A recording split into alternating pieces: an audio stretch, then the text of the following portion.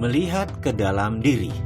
Coba kita merenung sebentar, coba Anda melakukan hal yang biasa disebut dengan istilah inward looking atau melihat ke dalam diri. Bisakah Anda menceritakan bagaimana selama ini uang datang kepada Anda? Bisakah Anda mengenal pola uang datang ke Anda? Ada berapa cara uang datang ke Anda? Mungkin agar lebih cepat saya bantu dengan pertanyaan. Apakah uang Anda diperoleh dengan bekerja? Atau diberi orang tua Anda? Atau diberi oleh suami? Atau diberi oleh pasangan hidup Anda? Atau dari hasil usaha sendiri? Atau dari dagang, atau dari gaji, atau dari meminta kepada orang lain. Apapun itu. Sewaktu Anda melanjutkan video ini, mungkin ada di antara Anda yang sudah lelah dengan masalah keuangan, sudah capek dengan ketergantungan kepada orang lain, serta sudah tidak bisa lagi mencari cara untuk menutupi semua kewajiban yang terus meningkat setiap bulan, setiap harinya, setiap tahunnya. Dan mungkin Anda setuju bahwa Anda memilih untuk menyudahi masalah finansial ini. Anda memilih bertanggung jawab atas apa yang terjadi di depan Anda. Anda memilih untuk menyetop ketergantungan kepada orang lain. Anda memilih menjadi pribadi yang menang. Anda memilih untuk menjadi bagian dari solusi. Tidak ada yang namanya keunggulan. Yang ada hanyalah pengulangan. Misalnya, sekarang kita bayangkan. Misalnya ya, ini hanya pelajaran untuk memberikan pemahaman terhadap persepsi Anda. Bayangkan ada seorang perempuan cantik berdiri di dekat halte, dekat jembatan Semanggi di Jalan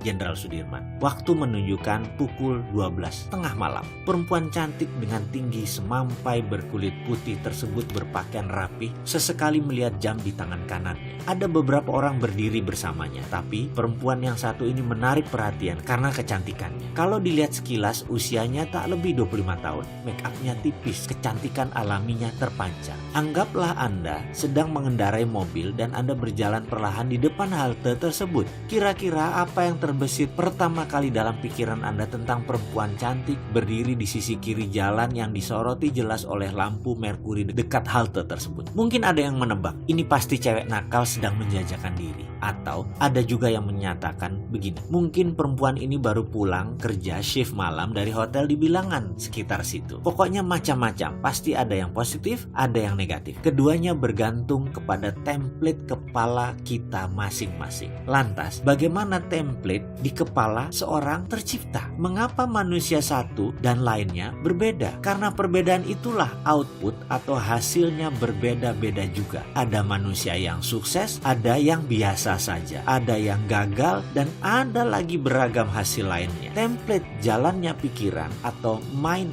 map tercipta karena sesuatu yang berulang-ulang terjadi dalam perjalanan hidupnya. Misalnya seseorang yang membaca koran lampu merah, atau dulu ada namanya pos kota, atau isi berita yang selalu negatif. Walaupun berita-berita tersebut merupakan fakta, tetapi kalau setiap hari dijejali dengan berita maksiat, kriminal, bisa dibayangkan seperti apa template orang yang kira-kira selama 5 tahun kalau dia baca dan yang diperoleh adalah hal-hal seperti itu. Di sisi lain, apa yang terjadi jika seseorang membaca koran, majalah bisnis, buku self-improvement selama 5 tahun? Template seperti apa yang dia miliki? Jika sekiranya kedua orang tersebut berjalan bersama dalam mobil, lalu melihat fenomena wanita cantik tadi, apakah Anda menebak apa isi kepala masing-masing kedua orang itu? Bagaimana? Inginkah mengubah dasar pemikiran Anda? Dalam memutar roda, selalu ada yang memberatkan. Sama halnya dalam melakukan perubahan mindset ini. Maka, selain keyakinan-keyakinan lingkungan yang mempengaruhi, ada juga hal yang harus Anda jaga setelah melakukan perubahan. Jika ini tidak dijaga, Anda akan kembali lagi menjadi diri Anda yang lama. Sebagaimana Anda tahu, pandangan dan reaksi Anda terhadap kejadian dalam hidup ditentukan oleh dasar-dasar pemikiran Anda. Dasar pemikiran tersebut merupakan keyakinan-keyakinan, pendapat-pendapat, dan kesimpulan-kesimpulan yang Anda tarik sebagai masukan dari pengalaman Anda yang Anda terima sejak kecil. Hal-hal tersebut membentuk self-concept. Seberapa Anda yakin tentang diri Anda, inilah filosofi hidup Anda. Semakin kukuh dasar pemikiran tersebut, semakin yakin Anda dengan kebenarannya. Pada akhirnya, dasar inilah yang menjadi pengendali apapun yang Anda lakukan, yang Anda kerjakan, dan yang Anda rasakan. Jika Anda yakin Anda adalah orang yang penuh dengan talenta dan semangat, ramah, populer, sehat, serta memiliki kehidupan yang indah, dasar-dasar pemikiran ini